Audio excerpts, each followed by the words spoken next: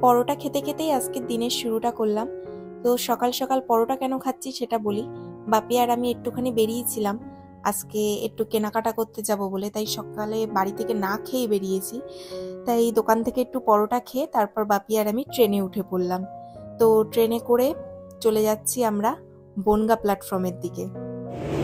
আর তোমাদের একটা কথা বলে রাখি, আমি ছোট থেকে এত বড় হয়েছি কিন্তু কখনো বনগাঁ স্টেশনে আসিনি। এই ফার্স্ট টাইম আমি আসলাম বাপির সাথে। তো ভালো করে দেখছি প্ল্যাটফর্মটা, কারণ জীবনে ফার্স্ট টাইম আমি আসলাম বনগাঁয়।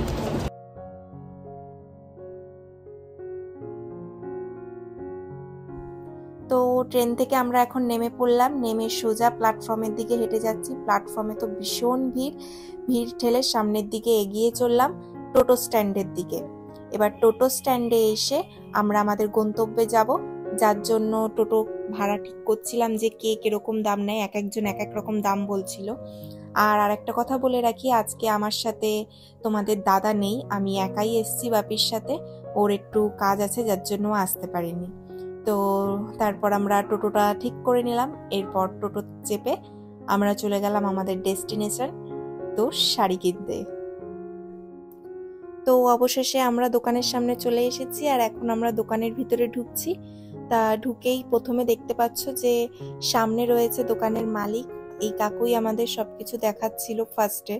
তো উনি প্রথমে বললো যে চলো ছাপার শাড়ি থেকে শুরু করি, কারণ আমাদের ছাপার শাড়িও কিছু নেওয়ার ছিল। তা উনি একদম লোয়েস্ট প্রাইস যেগুলো সেখান থেকে শাড়ি দেখানো শুরু করেছিল, যে ভালো লাগলে তবেই নিও।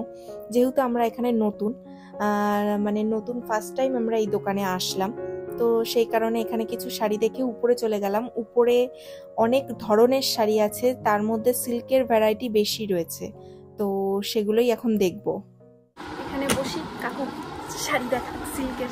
এগুলো 450 না না, আচ্ছা এখানে যে সিল্কের শাড়ি এগুলো কি? বালুচরি, সেমি বালুচরি আছে।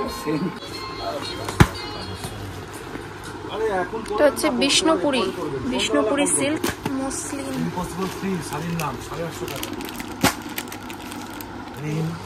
সব সব যেটা রুম সবুজ সব এতগুলো কালার, দুর্দান্ত দেখতে, কালার রিফ্লেক্ট করে যত লাইট পড়বে তত করে কালার রিফ্লেক্ট।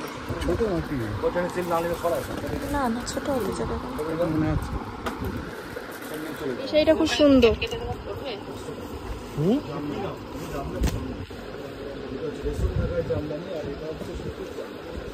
এই কালারটা খুব সুন্দর। তো এখানে নানা রকমের সিল্কের কালেকশন দেখে আমার তো চোখ একদম ধাঁধিয়ে গেছে। কোনটা ছেড়ে কোনটা নেব আমি কিছুই বুঝতে পারছিলাম না, কারণ এত ধরনের শাড়ি আমাকে দেখানো হচ্ছিল। সত্যি কথা বলতে আমি শাড়ি কিনি না খুব একটা, তো এরকম গিয়ে আমি একটুখানি ঘাবড়েই গেছি বলতে গেলে। তা যাই হোক, অনেকগুলো শাড়ি কিনেছি নিজের পছন্দে।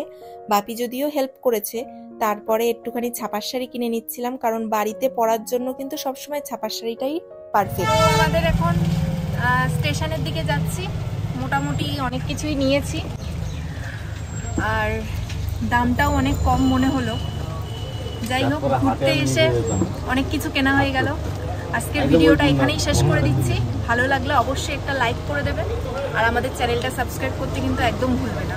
তো চলো, আজকের মতো টাটা।